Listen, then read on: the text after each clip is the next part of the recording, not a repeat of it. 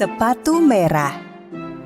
Alkisah, pada negeri yang jauh, hiduplah gadis cilik yang manis bernama Karen.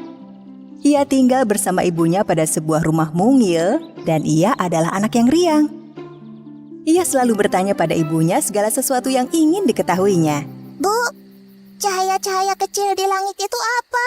Itu adalah bintang, Karen. Tiap orang yang hidup di bumi akhirnya berubah menjadi bintang dan bersinar di langit selamanya.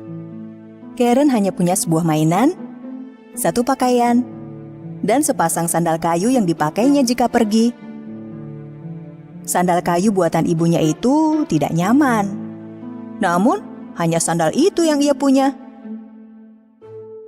Suatu hari, ibu Karen jatuh sakit. Karen harus pergi ke kota membeli obat untuk ibunya.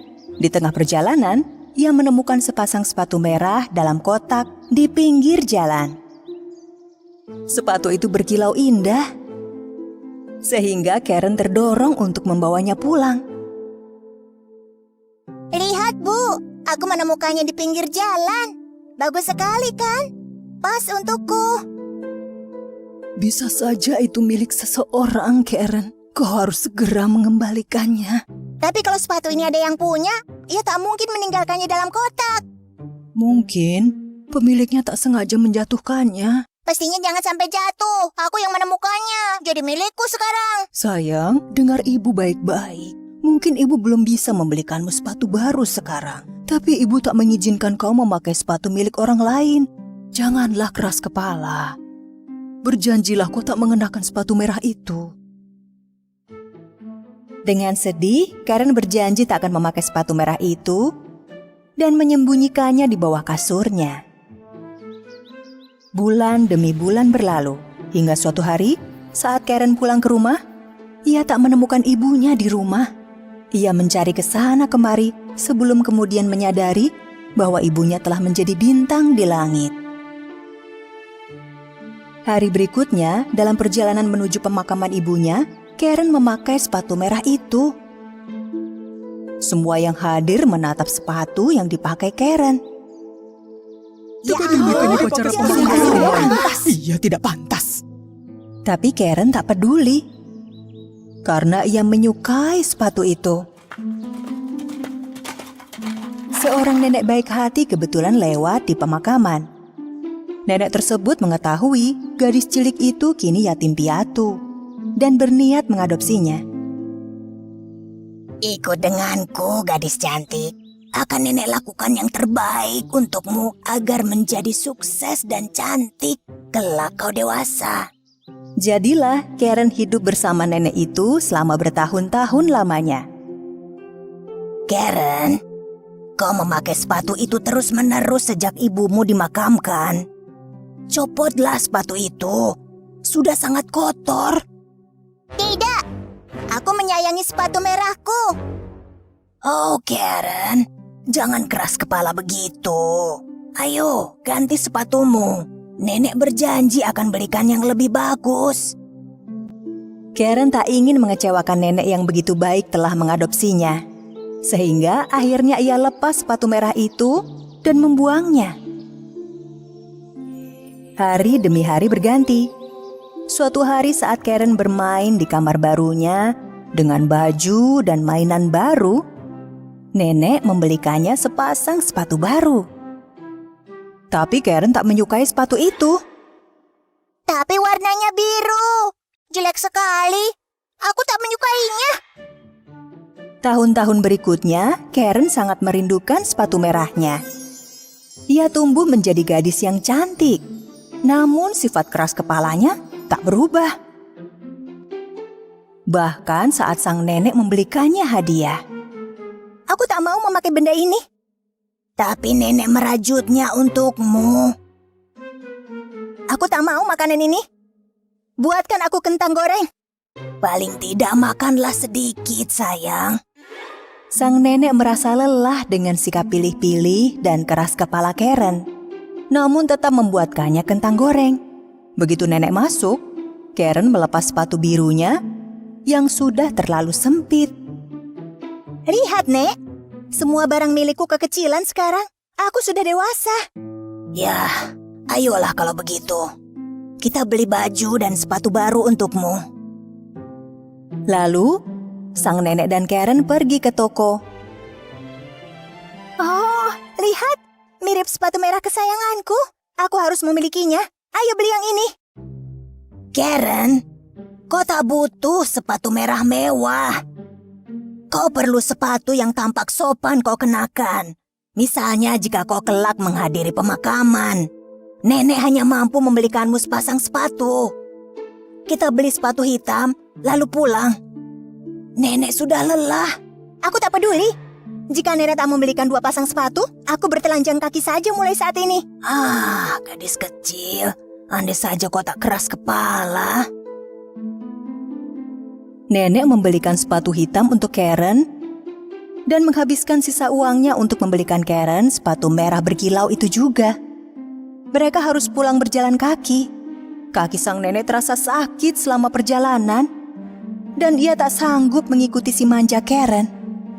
Dan Karen tak peduli. Ia berjalan pulang mengenakan sepatu merahnya. Satu hari, nenek mengatakan pada Karen bahwa mereka harus hadir pada pemakaman di kota. Karen, pastikan kau memakai sepatu hitammu. Kalau tidak, kau akan dianggap tidak sopan di pemakaman.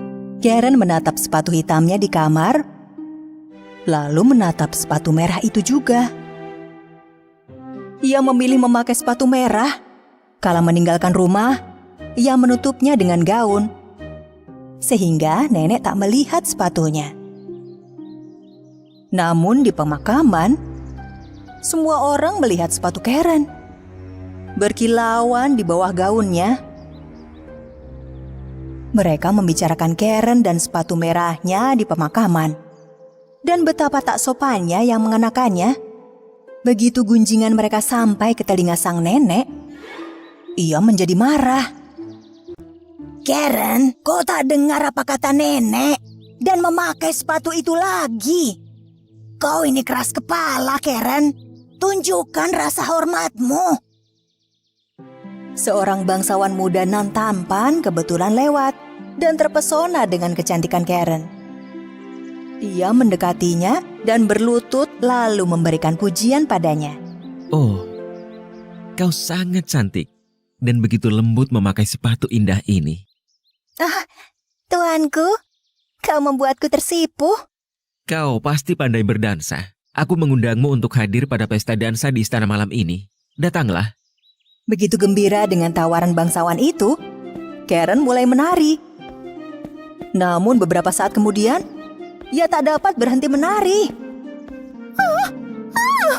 Mengapa aku tak bisa berhenti menari? Apa yang terjadi? Oh. Karen meninggalkan sang nenek dan bangsawan itu tatkala ia menari. Karen, kembalilah. Meski beberapa saat sang bangsawan mengejarnya, ia akhirnya kehilangan Karen. Sepatu merahnya menjadi lebih keras kepala daripada Karen sendiri. Sepatu itu membawanya hingga ke puncak gunung dan membuatnya terus menari siang malam selama 3 hari. Kaki Karen terasa sangat sakit, sehingga ia berteriak tiap kali melangkah. Meski terjatuh di lumpur dan duri-duri tajam menancap, sepatu itu tetap menari. Cukup. Aku sangat lelah. Aku tak akan bersikap keras kepala lagi. Aku berjanji. Berhentilah. Tolong berhentilah. Berhenti. Begitu Karen berjanji tak akan keras kepala lagi, sepatu merah terlepas dari kakinya dan Karen terjatuh ke tanah. Sepatu merah itu terus menari tanpanya. Karen menemukan tongkat dan pulang dengan berjalan pincang kesakitan. Kakinya sakit sekali. Ia menangis bahagia begitu melihat rumahnya. Sang nenek menyambutnya di depan pintu. Mereka pun berpelukan. Aku tahu aku keras kepala. Namun aku berjanji tak akan seperti itu lagi, Nek. Begitu Karen mengubah sikapnya, keadaan menjadi lebih baik. Satu hari, seseorang mengetuk pintu. Ia adalah sang bangsawan tampan. Karen, akhirnya kita bertemu. Aku berusaha mengejarmu, tapi kau menari begitu cepat. Bagaimana kau melakukannya? Karen gembira melihat kehadiran bangsawan muda nan tampan itu. Saat itulah cinta Karen dan bangsawan muda bersemi. Begitu meninggalkan sikap keras kepalanya, Karen hidup dengan lebih tenang dan bahagia.